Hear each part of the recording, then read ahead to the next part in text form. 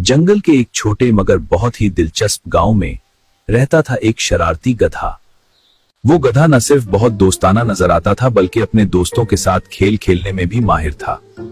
लेकिन इसकी एक आदत थी, एक ऐसी आदत जो जंगल के सब जानवरों के लिए हमेशा हैरानी और कभी कभी परेशानी का सबब बनती है। आज भी जंगल में एक छोटे नाजुक खरगोश की जिंदगी थोड़ी साम में थी। गधे ने बड़े प्यार से खरगोश को अपने पास बुलाया। कुछ देर तक उससे इधर उधर की बातें करता रहा और फिर उसे गाफिल पाते ही एक जोरदार लात मार दी। बेचारा छोटा सा खरगोश भारी भरकम गधे की जोरदार लात पड़ते ही गेंद की तरह अछलकर दूर जा गिरा। कई पसलियां टूट जाने से वो बुरी तरह तड़पने और करपने लगा। अपनी इस शरारत पर गधा बहुत ही खुश हुआ और जोरदार ठट्ठा लगाता हुआ एक तरफ को चला गया। गधे की ये शरारती आदत बहुत पुरानी थी। वो खड़े खड़े बुला वजह किसी को भी लात मार देता था। जंगल के भी छोटे बड़े जानवर उसकी इस शरारत से अक्सर परेशान रहते। कुछ बुजुर्ग और जहांदीदा गधों ने कई बार समझाया भी, लेकिन वो अपनी हरकतों से बाज नहीं आया। इसी तरह की बातों से वो नसीहत करने वालों को बेवकूफ बनाकर मन ही मन बहुत खुश होता है।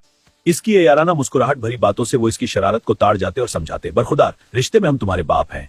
अपनी नाराजगी का इजहार करने के लिए लात मारना हमारी फितरत है, लेकिन बिला वजह किसी को भी लात मार देना शरारत है, बुरी आदत है। बुरी आदत है। अब भी वक्त है इस बुरी आदत को छोड़ दो, वरना तुम तो जानते ही हो कि हर बुरी आदत का अंजाम बुरा ही होता है। बुजुर्गों की इस नसीहत पर गौर करने के बजाय गधे ने अपना पैर उठाकर उन पर भी घुमा दिया, और अगर नसीहत करने वाले वो बुजुर्ग तेजी से एक तरफ ना हट जाते तो उसकी लात सीधी उनकी थूथनी पर पड़ती। फिर भला गधे की लात खाने के लिए बुजुर्ग वहाँ कैसे ठहर सकते थे।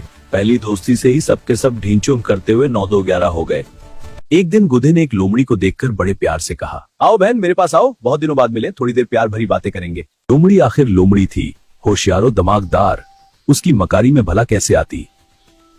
वो उसकी झांसा देकर लात मारने वाली आदत से बखूबी वाकिफ थी। गधे की बात सुनते ही वो उसे देखते हुए बड़े प्यार से मुस्कुराई और दिल में सोचा, कमबख्त तू, मुझे क्या सिखाता है, मन नहीं हिला रहा। मैं खुद तुझे आज ऐसा सबक दूंगी कि जिंदगी भर के लिए अपनी ये लात मारने की आदत भूल जाएगा। लोमड़ी दिल ही दिल में सोच रही थी, तेरी इस बुरी आदत से दूसरे कमजोर जानवरों को हमेशा के लिए छुटकारा मिल जाएगा। ये सोचते ही लोमड़ी ने अपने चारों तरफ देखा, फिर दिल ही दिल में मुस्कुराते हुए बड़े प्यार से गधे से बोली, मेरे गधे भैया, मैं बहुत दूर से आ रही हूँ और बहुत ही थकी हुई हूँ। मेहरबानी करके तुम ही अपनी इस बहन के पास आ जाओ। इतना कहकर लोमड़ी लड़खड़ाते डगमगाते कदमों से चलकर सहारा लेने के लिए एक बहुत ही बड़े पत्थर से टिक गई। मुझे बहुत कमजोरी महसूस हो रही है।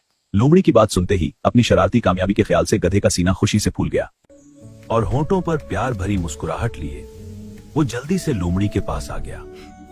लोमड़ी को गाफिल रखने के लिए कुछ देर तक वो उससे बहुत ही मीठी मीठी बातें करता रहा। हाँ, बिल्कुल फिक्र मत करो। फिर आदत के मुताबिक अचानक ही लात मारने के लिए उसने अपना पैर पूरी ताकत से लोमड़ी की तरफ घुमा दिया।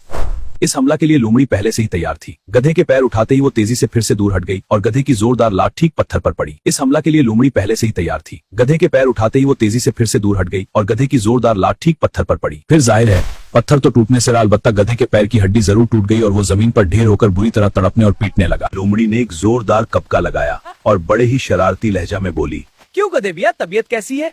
अपनी बहन के साथ शरारत करते हुए तुम ये भूल गए कि तुम्हारी ये बहन जंगल की सबसे बड़ी मुकारा है, वरना अभी तो एक ही टांग टूटी है, फिर बाकी तीनों से भी महरूम हो जाओगे। ये कहते ही वो जोरदार कहकाओं से गधे का मजाक उड़ाते हुए जंगल की तरफ चली गई। मच्चू महज अपनी लात मारने की बुरी आदत की वजह से गधा अपनी एक टांग से माजूर हो गया कर जिंदगी की एक बेहतरीन नेमत से हमेशा के लिए महरूम हो गया। इस इबरत आमूज सबक से उसकी ये आदत हमेशा के लिए छूट गई। अपनी टूटी हुई टांग को देखकर वो अक्सर सोचता, काश अपने बुजुर्गों का कहना मानकर मैंने ये बुरी आदत पहले ही छोड़ दी होती, तो आज मेरे चारों पीर सलामत होते और मैं उपाहजों की जिंदगी नहीं गुजारता।